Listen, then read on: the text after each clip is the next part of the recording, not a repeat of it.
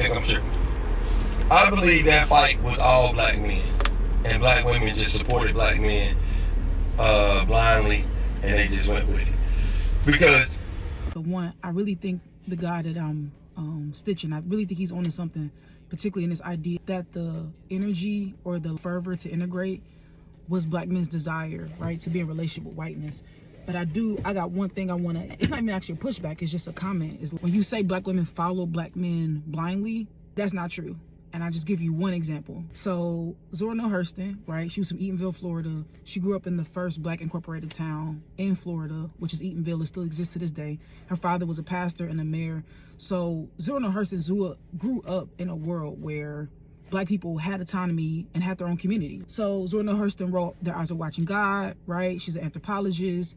She went to Barnard College, right? She wrote folktale stories. I can go on and on. Anytime I can talk about Zora Neale Hurston, I'm gonna do it. But in response to my guy's comments, which I think are brilliant, and I actually really appreciate you bringing up this conversation, she literally in 1955 was actively vocal and against integration. So this is Zora's letter that she wrote on August 11, 1955. This is the beginning of the letter.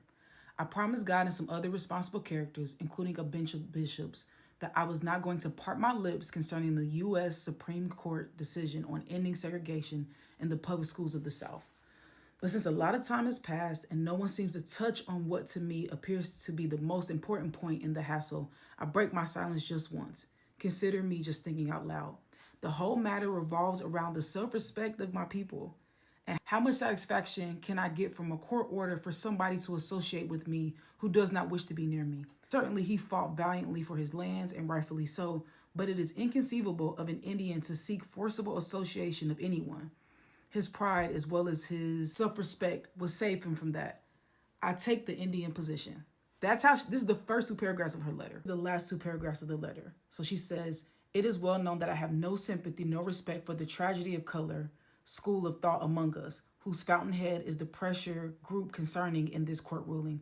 I can see no tragedy in being too dark to be invited to a white school social affair.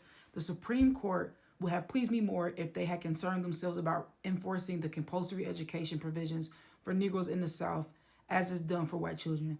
The next 10 years will be better spent in appointing truant officers and looking after conditions. My sentiments, and I'm sticking by them. Growth from within. Ethical and cultural desegregation. It is a contradictory in terms to scream race pride and equality while at the same time spurring Negro teachers and self-association.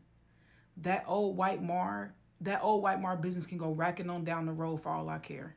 Ugale, which means rocky water, Zora Neale Hurston.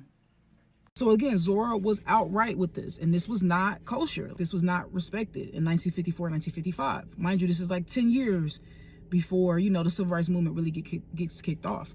People, particularly black men, actively not only disagreed with Hurston, but really, really critical of her work, particularly of her book, Their Eyes Are Watching God. Basically, Zora Neale Hurston was against identity politics long before we even coined the term identity politics. So this integration and being in these white spaces, Zora wasn't for that. This is a great conversation. I just want to throw that out there because he made some good points.